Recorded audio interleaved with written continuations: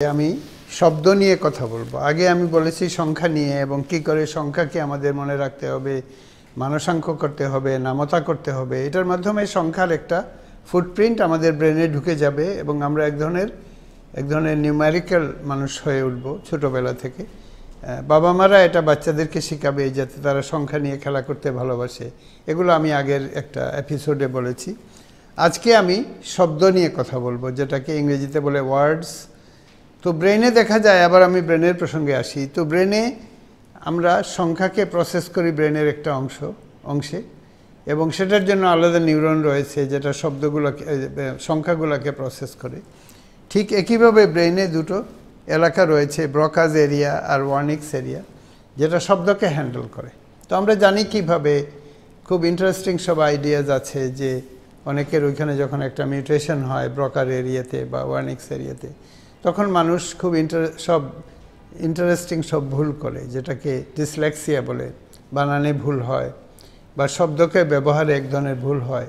এইভাবে রিসার্চ এসেছে নিউরোবায়োলজিতে যে শব্দকে প্রসেস করার জন্য ব্রেনে আলাদা এরিয়া রয়েছে, ব্রকাস এরিয়া, ওয়ার্নিক্স এরিয়া। তো এটার মানে কি? এটার মানে হচ্ছে আমরা ছোটোবেলা যখন একটা শিশু ভূমিষ্ঠ হয়, আস্তে আস্তে শব্দ শুনে, বিভিন্ন অবজেক্টের শব্দ শুনে, এটা আপেল, অরেঞ্জ, এই সমস্ত শব্দের সাথে অবজেক্টগুলোর একটা মিল সে জানতে পারে, এবং এইভাবে সে শব্দের ভাণ্ডারে পূর্ণ হয়ে ওঠে, তার ব্রেনটা শব্দকে প্রসেস করতে শেখে। এইটা আস্তে আস্তে হয়। তো এই যে শব্দের ভাণ্ডার তার সমৃদ্ধ হচ্ছে, সে চারদিকে শব্দ শুনছে এবং একটা অবজেক্টের সাথে শব্দের যে সম্পর্ক এটা সে জানতে পারছে।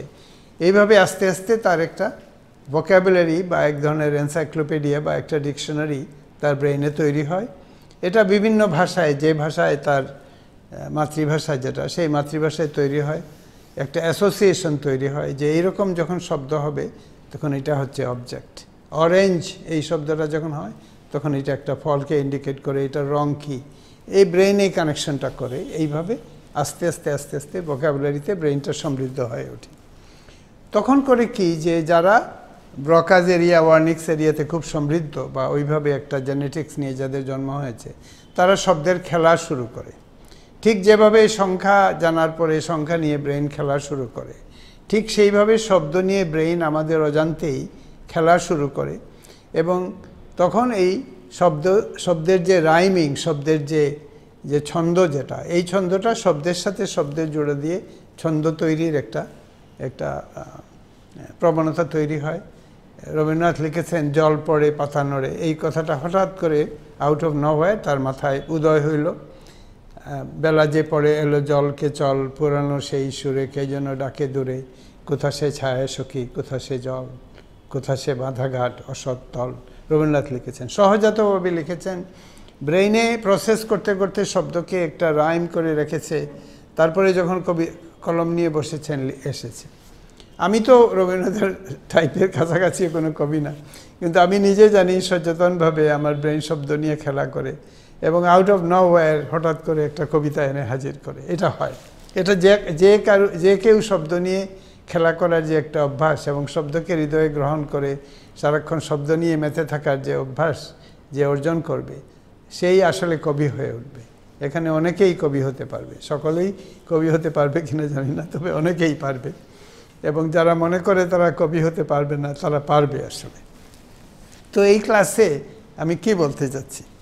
আমি বলতে চাচ্ছি যে আমরা যদি সমৃদ্ধ এবং শিক্ষিত মানুষ হতে চাই, তাহলে আমাদের খুব ভালো নিউমারেসি ডেভেলপ করতে হবে। ছোটোবেলা থেকে বাচ্চাদেরকে শেখাতে হবে, বাচ্চাদের মাথায় চিন্তাটা ধারণ করে দিতে হবে যে সংখ্যা নিয়ে খেলা করা ভালো।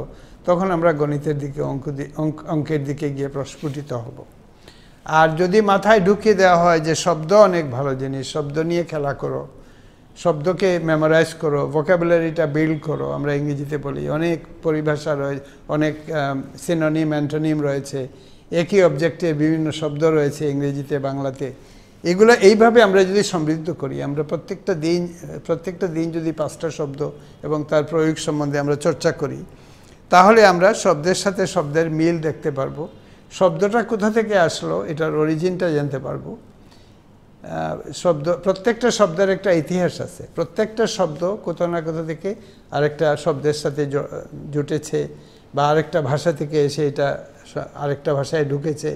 এইভাবে প্রত্যেকটা শব্দ, লিটারালি এভরি ওয়ার্ড একটার ইতিহাস আছে। তো শব্দের ইতিহাস জানার অভ্যাস যে করবে, সেই শব্দকে ভালোবাসবে।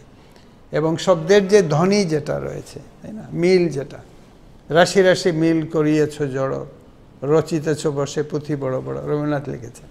মানে মিল, কোনটার সাথে কোনটা মিল করবে, রাইম করবে, এটা কবিরা আগের দিনে কাগজের মধ্যে লিখে লিখে জমাতো, মিল নিয়ে বসতো। তো আমরা মানসিকভাবে এটা করতে পারি। আমরা যেন চ্যাট জিপিটিকে বলি না যে আমাদের একটা কবিতা লিখে দাও, আমাদের কবিতাগুলো যেন আমরা নিজেরাই লিখি। তো কবিতা লিখতে গিয়ে হবে কি, প্রথমে হাতে খড়ি হবে। প্রথমে একজন একটা ছোট্ট কবিতা লিখবে, জল পড়ে পাতার নড়ে টাইপের। তারপরে এটার অনুশীলন হবে। সে যদি এটা সত্যি ভালোবাসে, এটাকে ইন্টারেস্টিং মনে হয়, তাহলে পরের দিন লিখবে, অনুশীলন। তারপরে আরও অনুশীলন, এবং তাকে অবশ্যই লেখালেখির মধ্যে ঢুকে যেতে হবে। তো লেখালেখি কি করবে, আমরা যদি শব্দকে হৃদয়ে গ্রহণ করি, শব্দর চর্চা শুরু করি, শব্দের সাথে শব্দ মিলিয়ে বাক্য করার যে বানানোর যে একটা এক্সাইটিং জার্নি আছে, এটা যদি আমরা শিখে যাই, তারপর যদি আমরা অনুশীলন করি, তার মানে হচ্ছে প্রত্যেক দিন আমরা 2 পৃষ্ঠা লিখব। আমাদের চিন্তাতে যা আছে, এনিথিং ইন দ্য ওয়ার্ল্ড আমরা লিখে ফেলব। তারপরে আরেক দিন, পরের দিন লিখব, হয়তো কোনো একটা জার্নাল লিখব, একটা ব্লগ লিখব। তখন আস্তে আস্তে হবে কি, আমাদের ব্রেইন বদলে যাবে। আমাদের যে অনুশীলন, আমরা যে এটার শিক্ষার দিকে আমরা যখন ধাবিত হই এবং অনেক বেশি করি, হ্যাবিট করে ফেলি, তখন আমাদের ব্রেইন বদলে যায়, ফিজিক্যালি আমরা বদলে যাই। একজন শিক্ষিত মানুষ ফিজিক্যালি একজন শিক্ষাহীন মানুষের চেয়ে আলাদা, কারণ ব্রেইনের নতুন নিউরন কানেকশন তৈরি হয়, হার্ডওয়্যারটা বদলে যায় ব্রেইনের, এবং আমরা অনেক বেশি ইজি হয়ে উঠি শিক্ষার ব্যাপারে, আমাদের কনফিডেন্সটা বেড়ে যায়। তো এটা কী কারণে হয়, এই যে মানুষের মাথায় যখন প্রথম শব্দ এসেছিল, শব্দ এসে যখন আমাদের মাথায় ভাষা বাঁধলো এবং শব্দের সাথে শব্দ খেলা হলো, তখন অন্যান্য অ্যানিম্যাল থেকে, অন্যান্য যে জীবিত যারা আছে পৃথিবীতে, প্রাণী রয়েছে, তাদের থেকে আমরা আলাদা হয়ে উঠলাম এই কারণে যে আমাদের কল্পনাকে কেন্দ্র করে, শব্দকে ব্যবহার করে আমাদের যে সৃষ্টিশীলতা, আমাদের কবিতা, আমাদের গান, আমাদের যে সাহিত্য, এই সাহিত্য তৈরি করার যে ক্ষমতা, এটা এক ধরনের মানুষের ইউনিক একটা ক্ষমতা। তো এখন দুনিয়াতে একটা বিরাট থ্রেট এসেছে, যে চ্যাট জিপিটি এসেছে। তো কাউকে যদি আমি বলি একটা কবিতা লিখে আনো, তো সে গিয়ে চ্যাট জিপিটিকে বলে। চ্যাট জিপিটিকে দিয়ে কবিতা লিখিয়ে নিজের কবিতা বলে চালিয়ে দেওয়া, এটার চেয়ে ফানি জিনিস আর হতে পারে না। আমরা যদি কোনো বিশেষ কারণে আমরা যদি বলি যে একটা রেসিপির ফর্দ তৈরি করো, আমরা কাজটা করতে চাচ্ছি না, আমরা চ্যাট জিপিটি থেকে করালাম, এটা ঠিক আছে। কিন্তু একটা ক্রিয়েটিভ প্রসেসে আমাদের ব্রেনকে আমাদের নিয়োজিত করতে হবে। ব্রেনকে নিয়োজিত করা মানে শরীরকে নিয়োজিত করা, আমাদের সত্তাকে নিয়োজিত করা। এবং এই যে জার্নি যেটার মাধ্যমে আমরা একটা লিখবো, একটা লিখিত জিনিস, যেটা ছোটোবেলা থেকে, আমি এই ক্লাসে এটা এই কারণে বলছি যে আমি চাই বাবা মা বাচ্চাদেরকে নিয়ে বসুক এবং বাচ্চাদেরকে ক্রিয়েটিভ হওয়ার, লিটারারি ওয়েতে, ওয়ার্ডের মাধ্যমে ক্রিয়েটিভ হওয়ার অনুপ্রেরণাটা দিক। এবং এইভাবে আমরা অতি দ্রুত সমাজে অনেক শিক্ষিত ছেলেমেয়ে তৈরি করতে পারবো, যারা ক্রিয়েটিভও থাকবে, তারা লেখালেখি ভালো হবে এবং তারা বাংলাদেশকে সামনে এগিয়ে নিয়ে যাবে।